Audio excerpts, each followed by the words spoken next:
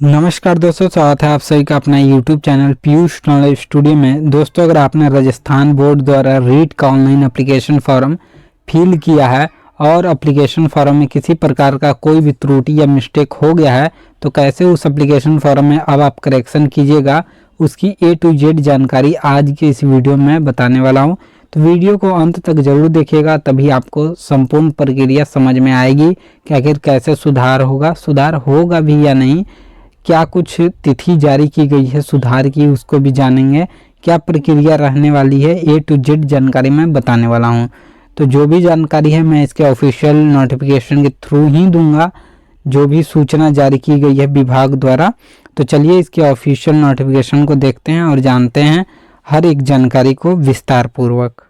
तो दोस्तों, अब आप स्क्रीन के ऊपर देख सकते हैं कि राजस्थान अध्यापक पात्रता परीक्षा यानी रीट का ऑफिशियल नोटिफिकेशन ओपन हो रखा है, जिसमें आपकी हर एक जानकारी को विस्तार पूर्वक बताया गया है कि अगर कब से कब तक अप्लाई करना है। पर इस अप्लाई वाले तिथि या यहाँ पर डेस्क स्टॉप के सामने किसी प्रकार का कोई भी आपका करेक्शन डेट मेंशन नहीं है इस नोटिफिकेशन में। तो इससे यह स्पष्ट होता है कि आपको करेक्शन करने की विशेष तिथि प्राप्त नहीं होगी।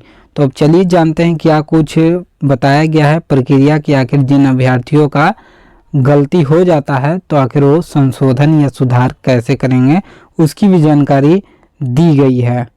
दोस्तों, यहाँ ये तो बताया गया है कि आप अपने नाम या फोटो या फिर पिता के नाम, जन्म तिथि या किसी भी डिटेल्स में आप गलती करते हैं तो उसको यहाँ पर सही कर सकते हैं।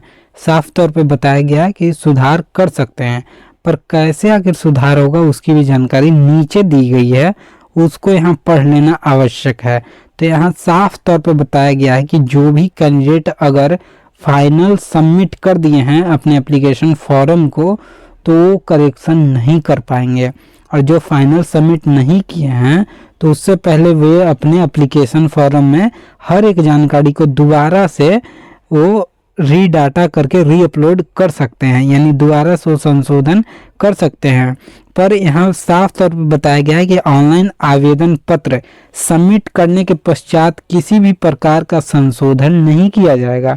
तो ऐसे में वो कैंडिडेट क्या करेंगे कि जिनका यहाँ पर सुधार हो जाएगा, जो अगर फाइनल सबमिट कर दिए हैं जो कैंडिडेट और उनको बाद में पता चला कि मेरे एप्लीकेशन फॉर्म में ये त्रुटि या मिस्टेक है, तो वो कैसे अब सुधार करेंगे, वो भारी दुविधा वाली बात है। और उसके विशेष में यहाँ पर किसी प्रकार का कोई जानकारी भी नहीं दिया गया है।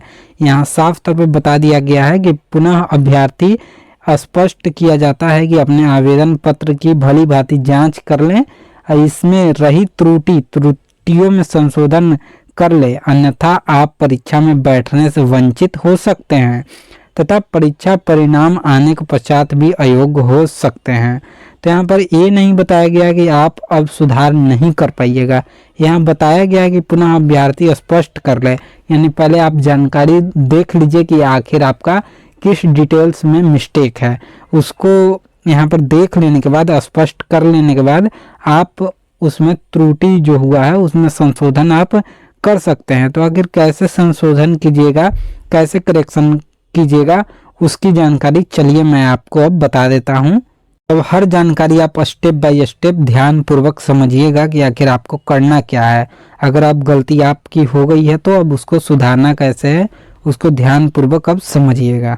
दोस्तों, यहाँ राजस्थान बोर्ड या रीट बोर्ड के द्वारा यहाँ पर आप सभी के लिए एक हेल्प डेस्क के तौर पर एक ईमेल आईडी उपलब्ध करा दिया गया है और एक फ़ोन नंबर भी यहाँ आपको देखने को मिल जाएगा।